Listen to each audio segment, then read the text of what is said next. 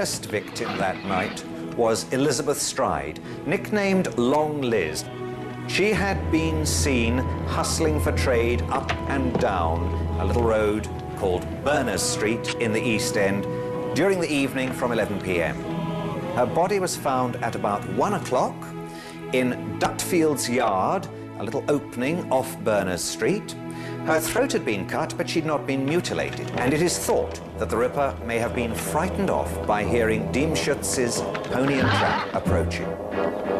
Murderer slipped out from behind the gateway, headed west, and crossed the invisible boundary. No big wall or ditch to jump. It's just crossing from one side of the street to the other. Crosses from Scotland Yard territory into the city. It is there, then, he picks up the second prostitute on that night, a prostitute called Catherine Eddowes. Night, old cock.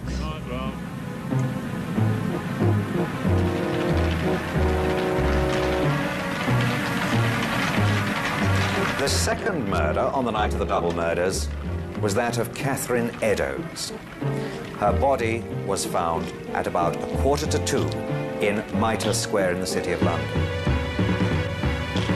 She had been appallingly mutilated, her throat cut, V's cut in her cheeks pointing up to the eyes, her eyelids nicked through, the tip of her nose cut off, and the usual ripping and abdominal mutilation, with her uterus and one kidney taken away by the murder. Now, nobody has seen or heard a thing.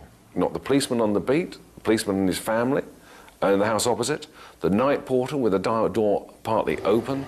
They didn't actually have to see the square or be present on it, because Mitre Square had an echo on it. He's now killed once on Scotland Yard territory, Metropolitan Police territory. He's now killed once on City of London Police territory. So you've got search parties coming from both directions looking for him. And he's in between. I mean, he's very confident, he's very arrogant.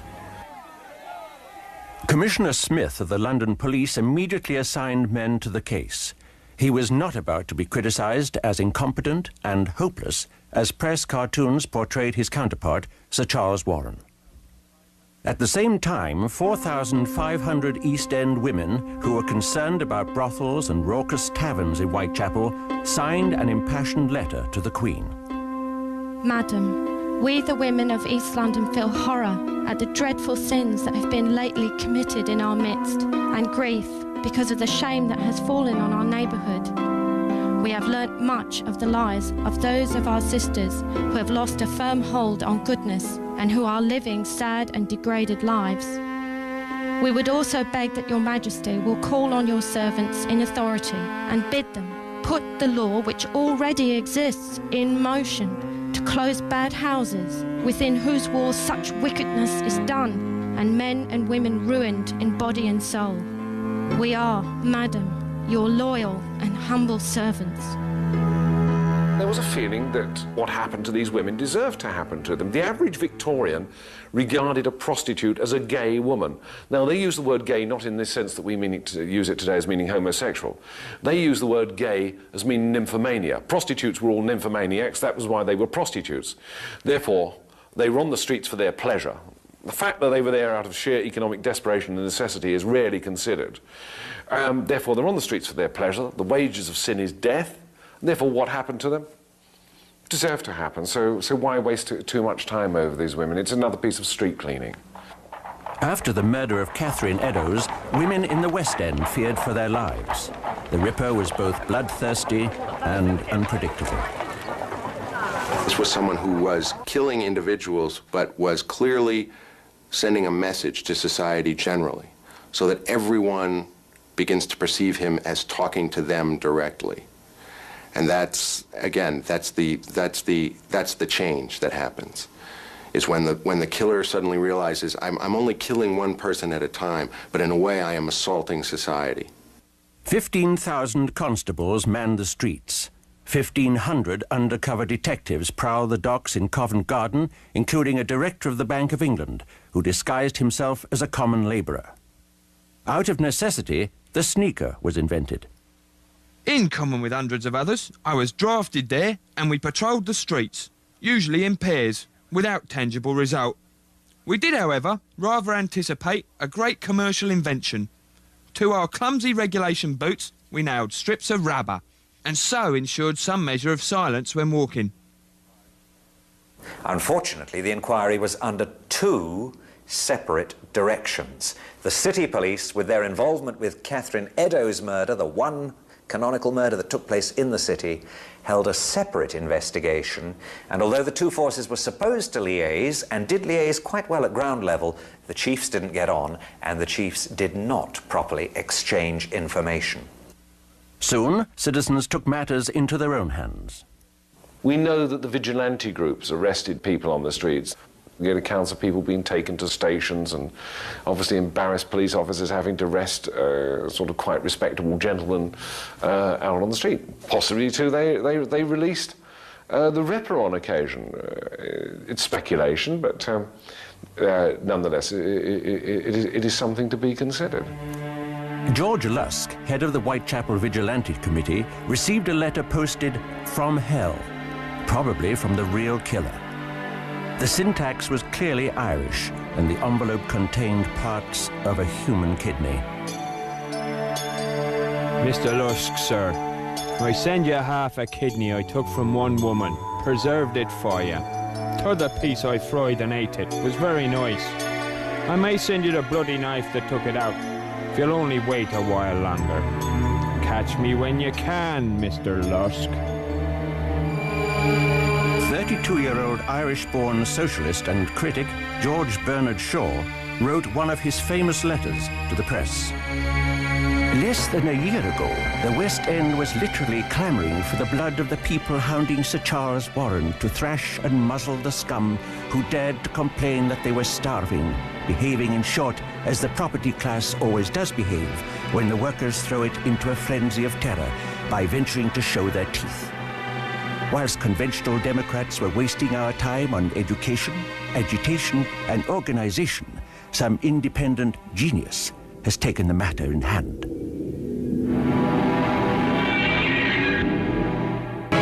A murdering fiend called Jack the Ripper had killed 4 women.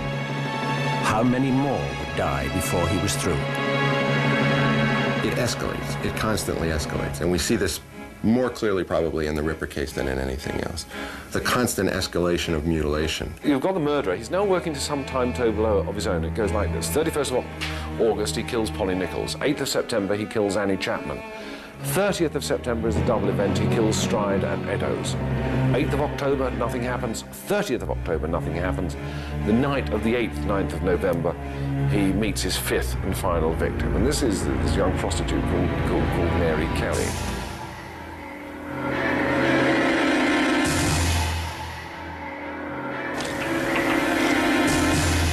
On the night of the 8th, 9th of November, it's raining, she's out on the street, she's looking for customers.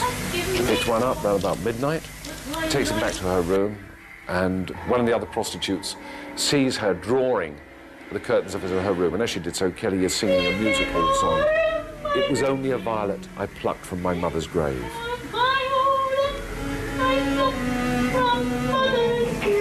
Around about 3:30 in the morning, she picks up the Ripper. Some people living in Miller's Court hear a faint cry of murder. It's almost certain that it was at that point that the Ripper, lying on the bed beside Mary Kelly, throws the sheet over her head and makes his first thrust through the sheet with a knife. He has several hours to work over.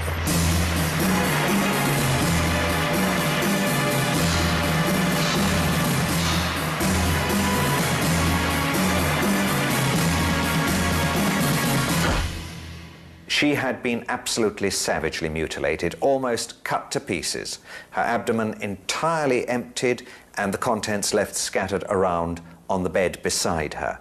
Pieces of flesh had been left on a table beside the bed.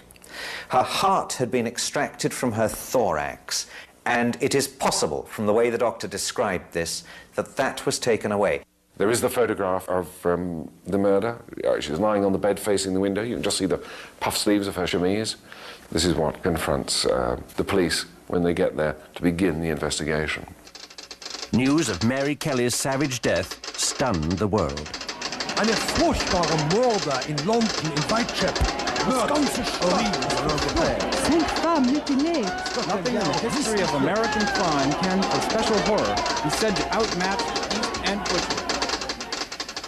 The horrendous murder of Mary Kelly alarmed Buckingham Palace and greatly distressed Queen Victoria. She promptly telegrammed her Prime Minister with an urgent message. This new, most ghastly murder shows the absolute necessity for some very decided action. All the courts must be lit and our detectives improved. Sir Charles Warren, the beleaguered head of Scotland Yard, was already on his way out. The fifth Ripper murder sealed his fate, and he resigned. That must have been another great high for him. I did all this. I caused this sensation. It's my doing. And again, it feeds the vanity and the arrogance. 12th of November, 1888. My name is Joseph Barnett. I reside at Mary Kelly's lover, Joseph Barnett, was summoned by the coroner to identify what was left of her decimated body. I have lived with the deceased 1 year and 8 months. Her name was Marie Jeanette Kelly. I have seen the body. I identify her by the ear and the eyes. Now, the Ripper had killed 5 women in ever-increasing acts of violence. Scotland Yard and the city police kept extra forces on the street and continued to search for the Phantom of Death. The police at the time were hampered. They were hampered by the fact that they had no experience of sexual serial murders.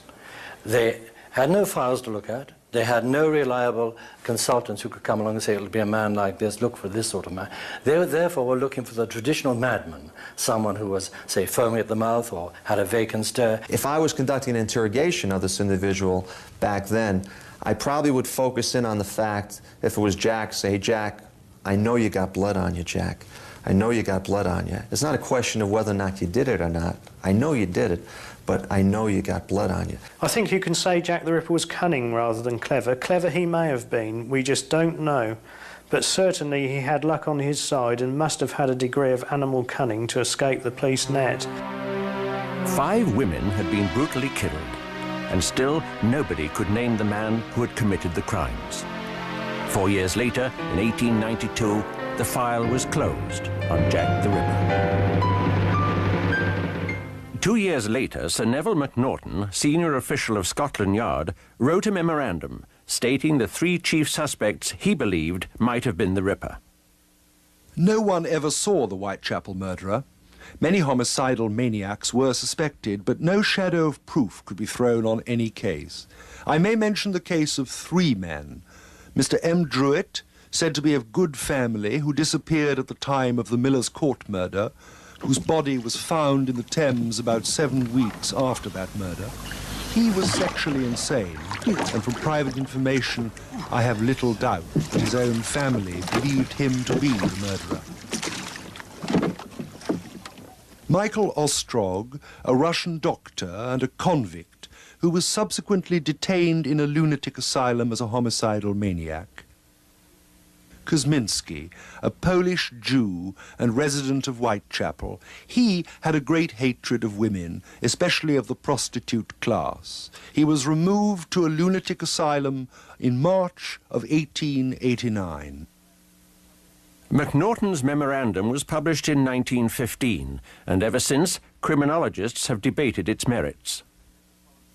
Chief Anderson of the Metropolitan Police wrote that the Ripper had been positively identified. He was a local Jewish man, picked up after the final murder and put into an insane asylum. He could not be named or tried because he had gone insane and was unable to defend himself. When you search the asylum records looking for an immigrant patient from Whitechapel who fits, there is only one who fits with the timing of the end of the murders, and that is a man called David Cohen, 23 years old, who was taken by the Metropolitan Police because he had had a fit of raving mania and they picked him up on the streets. He was taken by the police 4 weeks after the last murder. It looks as though David Cohen was the man they believed was Jack the Ripper. While 19th century police